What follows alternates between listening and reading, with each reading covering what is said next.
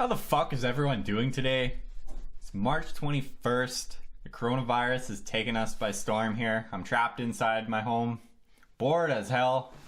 So I'm going to rank every Iron Maiden album because I have a ton of experience with this set of discography right here. Lots of experience listening to these albums. So I'm going to share my thoughts. The first Iron Maiden album, their self-titled album, to me is just a solid album. It's got a lot going for it, but in 2020, I just don't think it holds up.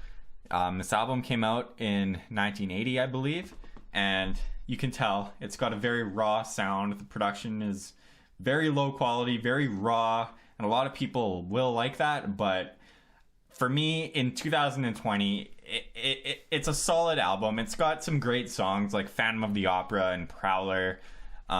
It's got some weaker songs like Charlotte the Harlot and Running Free. Never was a huge fan of that one.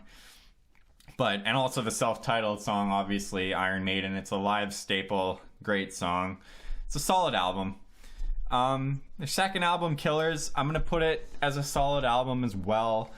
This is when Paul was singing. Paul was singing on these first two albums. It's got a more punk sound to them.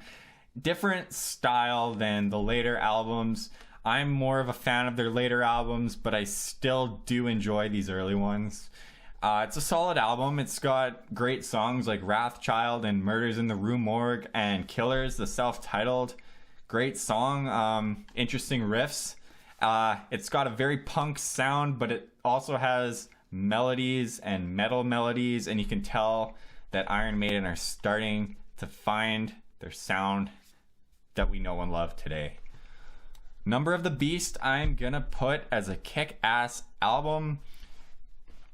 Lots of people will say it's God tier. Lots of people will say it's their best album. I'm telling it how it is from my own opinion.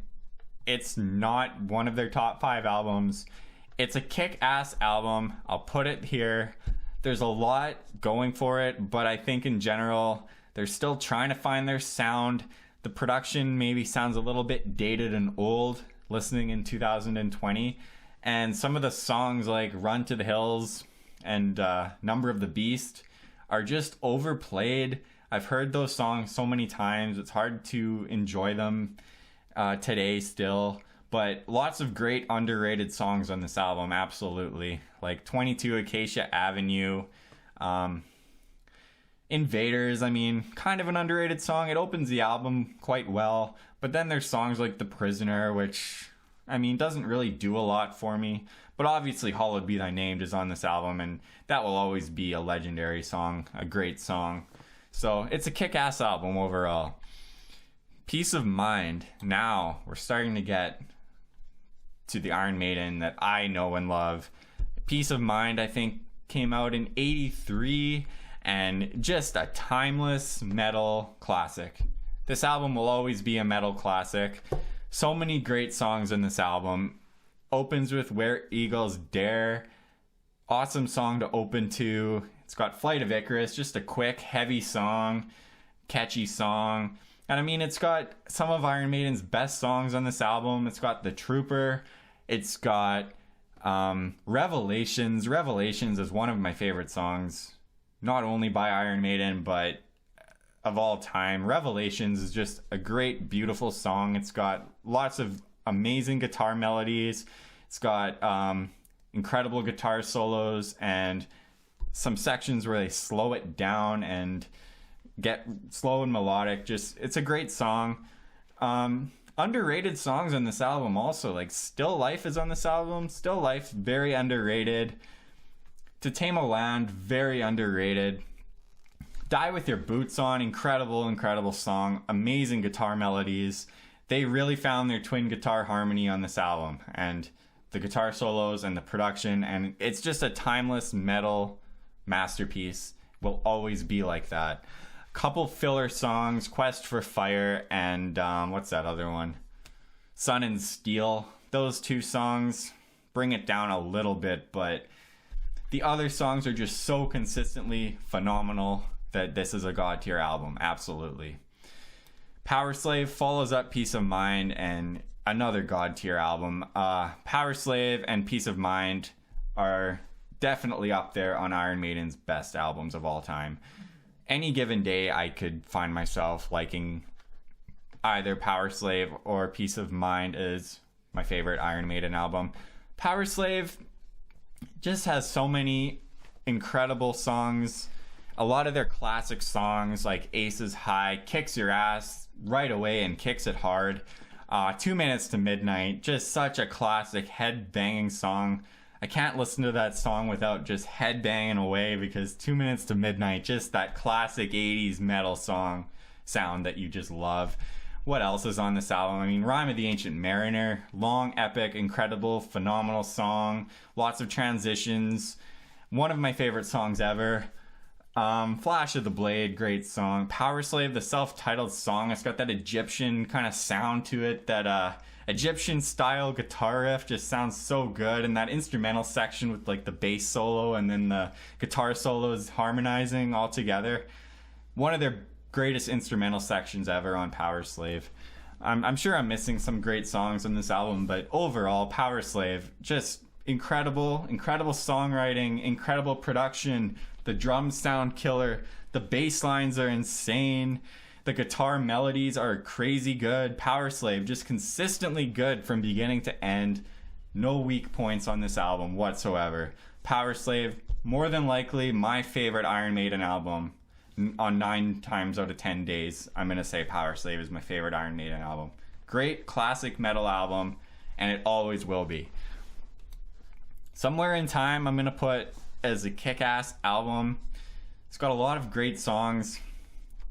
Close to God tier. I mean, Iron Maiden really were just on fire with these albums. Number of the Beast, Peace of Mind, Power Slave. Somewhere in Time comes in. They're just hitting them all out of the park. On this album, they start to experiment with synth guitar a little bit, and their sound is becoming maybe a little bit more polished, a little bit more refined, a little bit more mainstream.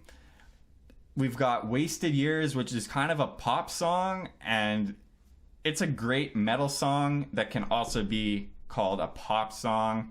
It's got Deja Vu, which is criminally underrated in my opinion.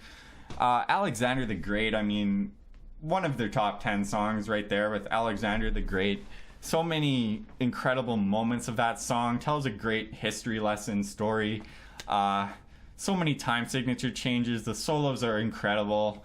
What else? Stranger in a Strange Land, amazing song. The opening song, Caught Somewhere in Time, awesome opening song. Just very, very good album overall. Seventh Son of a Seventh Son, another god tier album. I mean, these 5 albums right here back to back, just incredible that a band can put out 5 almost flawless albums like these back to back. Seventh Son of a Seventh Son is objectively one of their greatest albums, and no one is gonna rank this album solid or below, I don't think. I think everyone is gonna rank this album up here. Phenomenal album. Opens with Moonchild. Yeah, that's it, Moonchild. Amazing song, amazing way to open an album. I think it's the greatest way they've ever opened an album. What else is on this album? I mean, we got The Evil That Men Do, just an incredible song.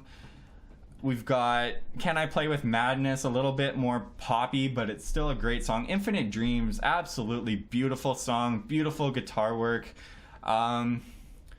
And I mean, Only the Good Die Young.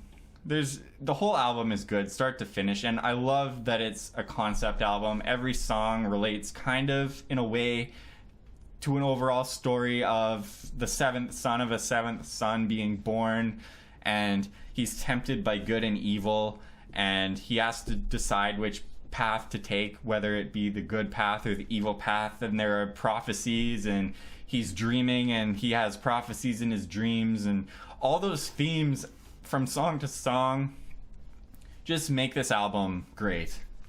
Amazing album. And now we have No Prayer for the Dying. This is where we're getting to the point where you can tell Iron Maiden are starting to feel perhaps a little burnt out from all of these phenomenal albums. No Prayer to the Dying is a serious step back. Bruce's voice sounds a lot more gritty, a lot more uninspired. Maybe he's trying something new, but more than likely he's just burnt out, starting to get fed up with the band. You can tell a little bit. There's no spectacular song on No Prayer for the Dying. It's a collection of average, mediocre metal songs. Not a bad metal album as a whole, but it's a disappointing Iron Maiden album. I mean, I'm not going to be sitting around on a fucking Sunday afternoon and decide to put on No Prayer for the Dying and listen to it in its entirety. I mean, that's just not going to ever happen. It's an average album. What more can I say? I mean, lots of average, mediocre songs on here. Fear of the Dark, very similar to No Prayer for the Dying with almost every way that I just mentioned. A lot of average, mediocre songs, but there are a few spectacular songs on here. Well, at least one. Afraid to Shoot Strangers, I would say, is absolutely a spectacular song. One of their top 10 songs. Afraid to Shoot Strangers is just an amazing song. Fear of the Dark, I mean, it's a great song in a way, but in a way it's also been overplayed to the point where it's losing some of the charm it had.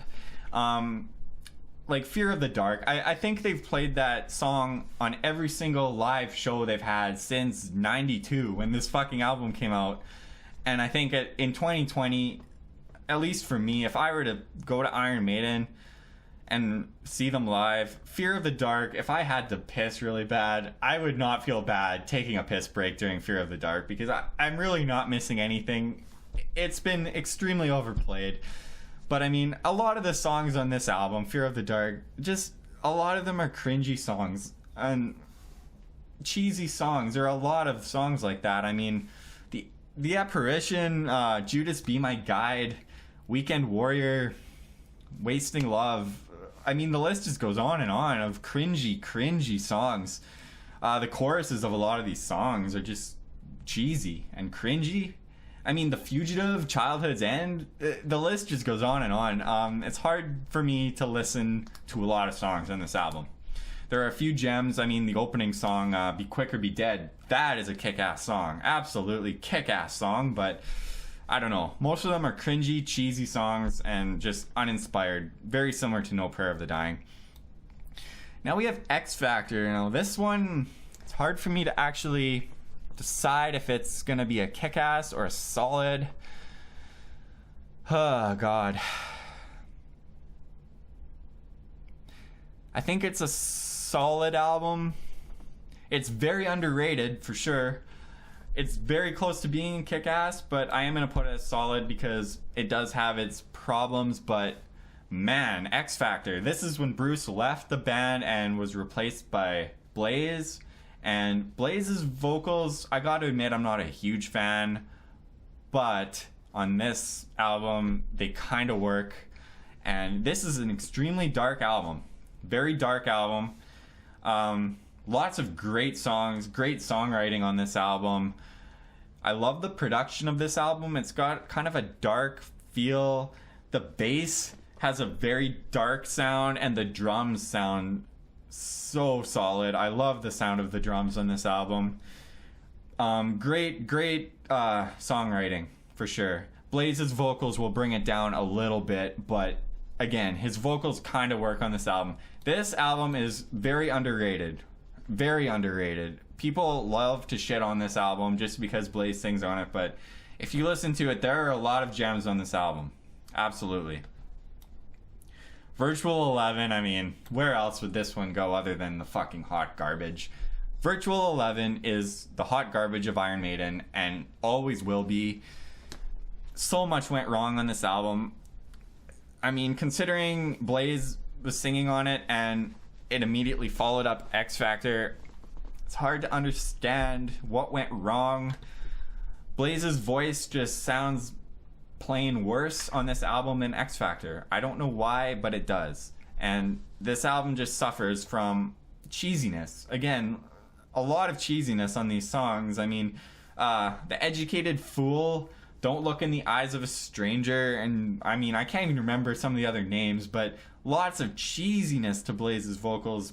The production's not great. The songwriting is okay, with proper vocals, and maybe if the band were a little more inspired, some of these songs could be great songs for sure. But overall, it's the product that was produced and recorded and delivered is not a good album. It's not even by Iron Maiden standards. It's just not a good album in general by any standards.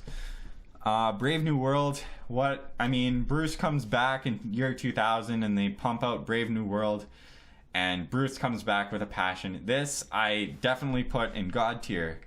Brave New World, great album. It's a very consistent album, much like Power Slave. Not as good, but I mean, every song is good on Brave New World. There's not a low point.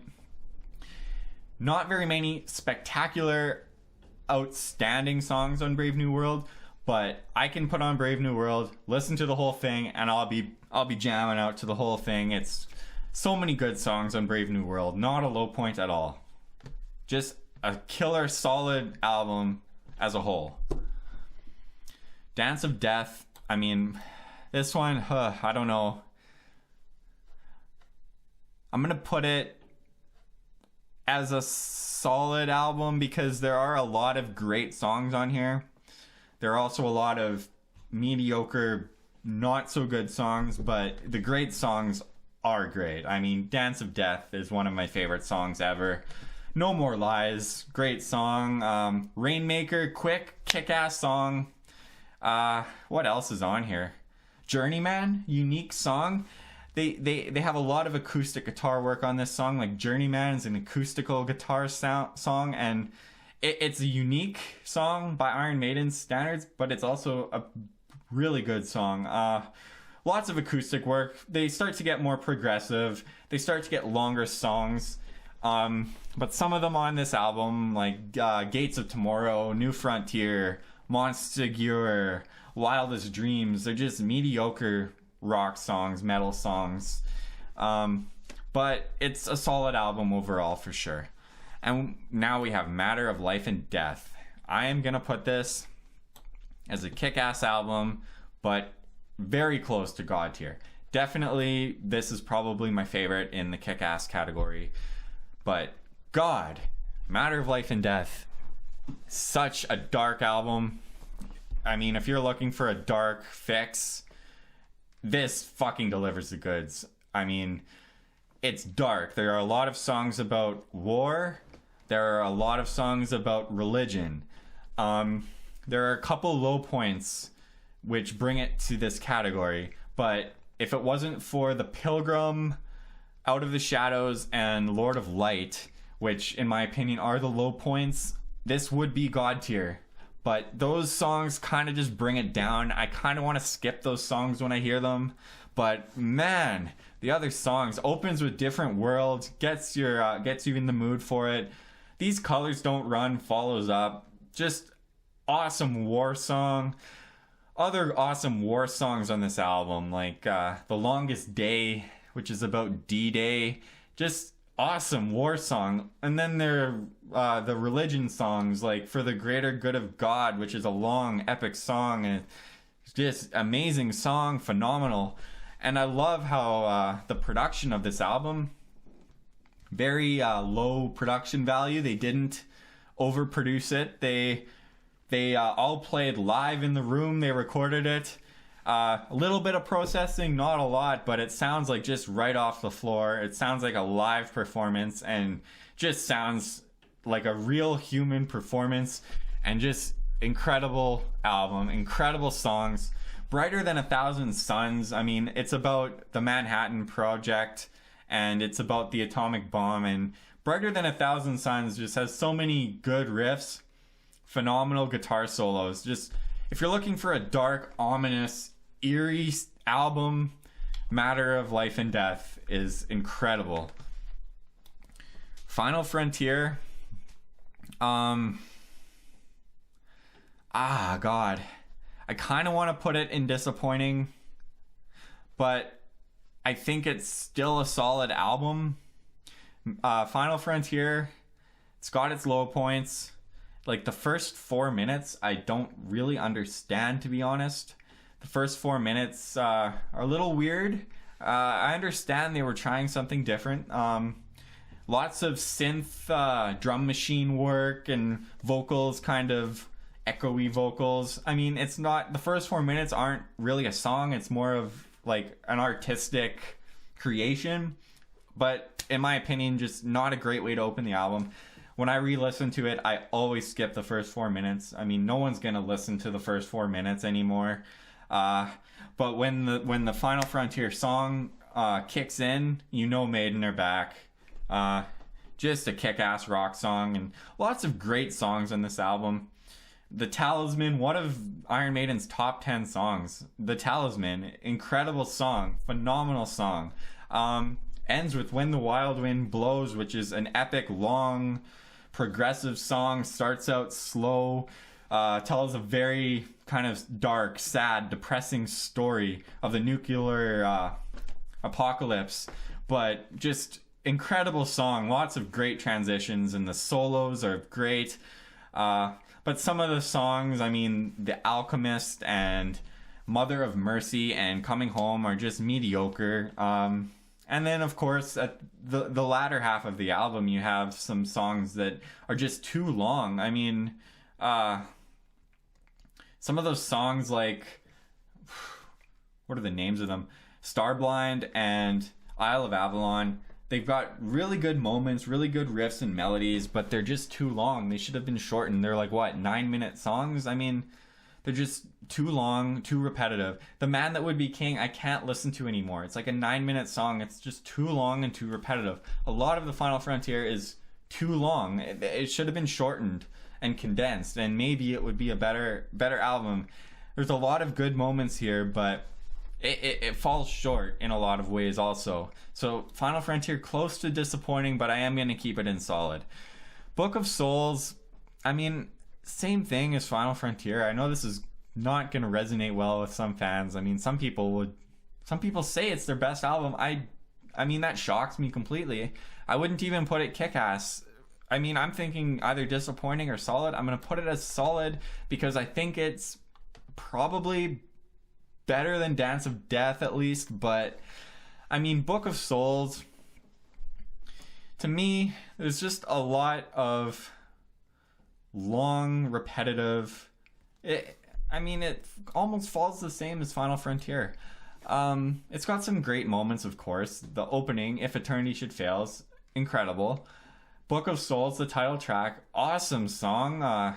It's got that epic theatrical sound.